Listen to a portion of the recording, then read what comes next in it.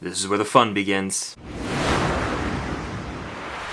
What's going on, guys? I'm Chris, and welcome back to another video. So today I got my review of the first 2 episodes of Ahsoka, the upcoming Star Wars Disney Plus series. No spoilers at all, so don't worry, I'm not going to spoil anything. I've only seen the first 2 episodes, like I said.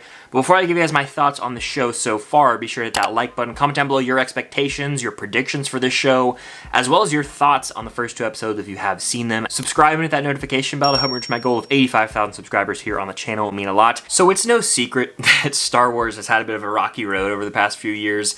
You had the high highs of Mando seasons 1 and 2, as well as the low lows of the back half of the Star Wars sequel trilogy. Plus, some of the Disney Plus shows have been really hit or miss. Andor was great. Book of Boba Fett and Obi-Wan, eh. So, going into this show, I threw any expectations I had out the window, down the trash chute into a dumpster fire because I didn't want to be disappointed with the show at all. And I can say, as of right now, through 2 episodes, I'm enjoying what they have to offer. Quite a bit, actually. And as you can probably tell from the thumbnail of this video, I'm thinking, please don't mess this up. Safe to say this show has a lot of promise out the gate, and there's a lot of reasons as to why I am on board. I think it's because it feels so Star Warsy. It really embodies the good versus evil, light versus dark conflict that I, fell in love with Star Wars because of. And it honestly pays homage to different eras of Star Wars. The opening, to me, felt very A New Hope, which is my favorite Star Wars film. There were even nods to The Phantom Menace in that first episode. But above all else, it is essentially a big ol' sequel to Star Wars Rebels, which is an animated show within the Star Wars canon. Dave Filoni had his hands all over that, and that reigns true here with this live-action Rebels sequel. And that's where issues could arise for fans of Star Wars who aren't as in the know when it does come to a show like Rebels. Because to me, in order to fully understand and fully appreciate the main narrative that's being set up, a watch through of Star Wars Rebels is required. Now, you can still pick up on, oh, they're going after this guy and this character could show up. Dancing around spoilers, of course. However, if you haven't seen Star Wars Rebels, I feel like there's not going to be as much of an appreciation for the characters. I mean, we're seeing the continuation of character arcs and relationships that went on for 4 seasons of TV with Star Wars Rebels. So if you haven't watched that and have a base knowledge of that show, I feel like you might be missing out, honestly. I mean, it's no secret this is a Rebels sequel. Dave Filoni himself has said it. And you've got Ahsoka, obviously it's all about her journey, but Sabine, played by Natasha Bordizzo, apologies if I mispronounce her name, she plays a huge role in this show so far, and her and Ahsoka's relationship has been one of the strong points through 2 episodes. We get more backstory on them, but more importantly, we explore the aftermath of these characters after the ending of Star Wars Rebels. The same can be said for Hera and Chopper. Obviously, they're teasing some other Rebels to come, and that's exciting. I'm very pumped about that. And that's another thing that leads into my next point. This show, more than the other Star Wars Disney Plus shows recently, has a sense of direction. There's a clear vision established with the show and a plan. It doesn't feel like we have an episode to sit around and go, oh, let's go on this little side quest that's not really going to tie into anything else. It doesn't feel like this show is going to go that route. It's not wasting time. And as a viewer, I really appreciate that, because as we saw in The Mandalorian Season 3, a lot of time was wasted. Ahsoka is at the forefront. There's some other major Rebels characters that play huge roles. They all have a main goal in mind. The villains in this show have a main goal in mind. It's very simple. It's the way Rebels is formatted where each episode bleeds into the next. That's exactly the case with Ahsoka here. Now, there's definitely room for flashbacks. I encourage those, and I hope we get to see some down the line. But the show's formula is pretty cut and dry, and not in a bad way. A lot of these other Star Wars shows just throw stuff at the wall. They're like, oh, here's an episode that's unrelated to everything, and then next week, half it's going to be related to some side character who's never going to show up again. That does not seem to be the case here, and that is a huge, huge win. Like I mentioned earlier, this show truly feels like Star Wars, and that's yet another high point for me, is how cinematic it is. Like, out the gate in the first episode, we get lightsaber ignition and lightsaber action. And I'm not saying I need lightsabers to be entertained. I'm not that kind of guy, but I feel like the lightsaber is a pivotal part of Star Wars in terms of the action and honestly the lore. It feels Star Warsy to see a character ignite a lightsaber, and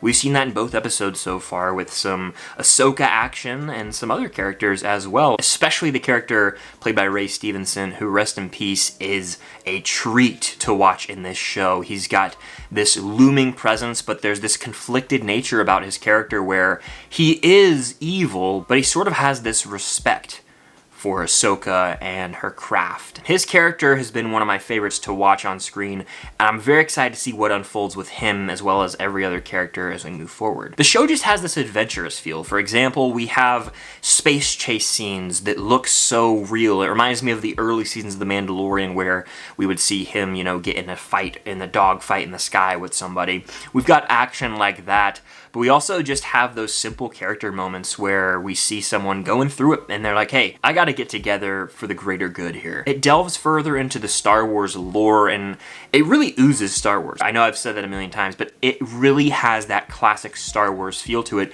that's been missing in a lot of other projects recently. There's heart and passion from Dave Filoni and everyone involved, and it shines through when you watch it. With this being a direct sequel to an animated show, I'm impressed with the ability to take the character designs from the animated characters and translate those directly into live action. It works across the board. Chopper looks spot on. Ahsoka we've obviously already seen in other live action pieces of media, but Sabine and Hera look great. Mary Elizabeth Winstead as Hera embodies the animated character so well, and Natasha Bordizzo does the same.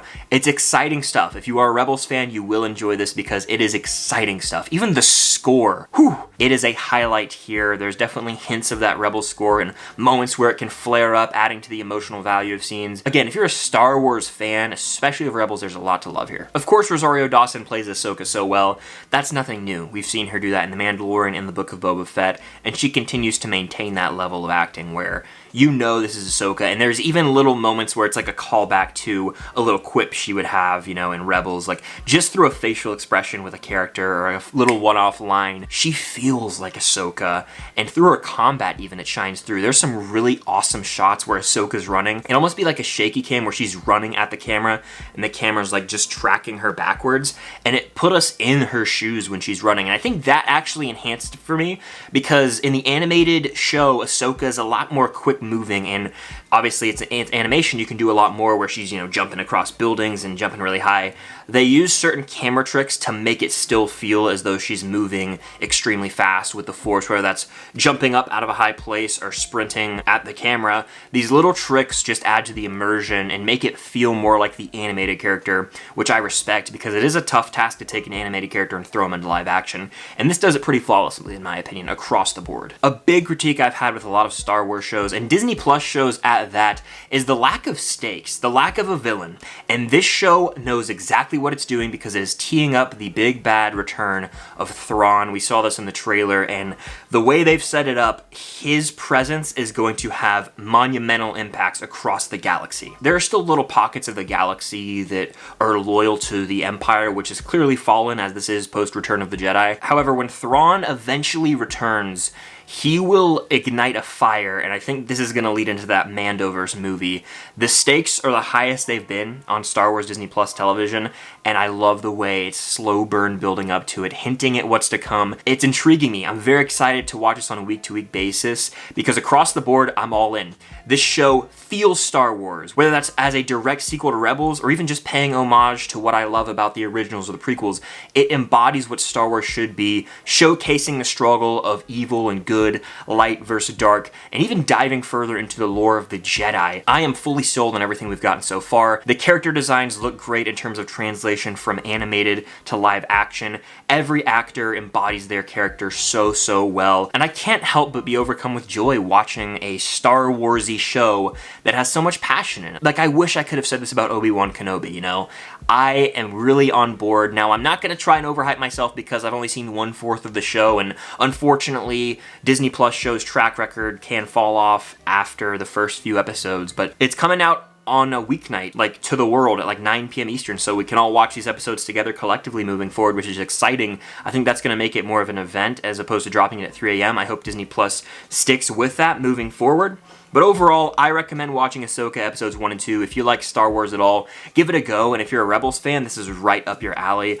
I'm on board, it feels Star Warsy, and I can't really ask for much more than that. I really just hope this can deliver and be great for 6 more weeks, because we are in for a treat if this show ends up sticking the landing and setting up this Mandoverse movie, Star Wars just might be back. But those are just my thoughts on Ahsoka episodes 1 and 2. If you guys want to see me cover each episode on a week-to-week basis, let me know in the comments down below. But be sure to hit that like button, subscribe, and hit that notification bell to help me reach my goal of 85,000 subscribers here on the channel. Thank you guys so much for watching, and until next time, may the Force be with you.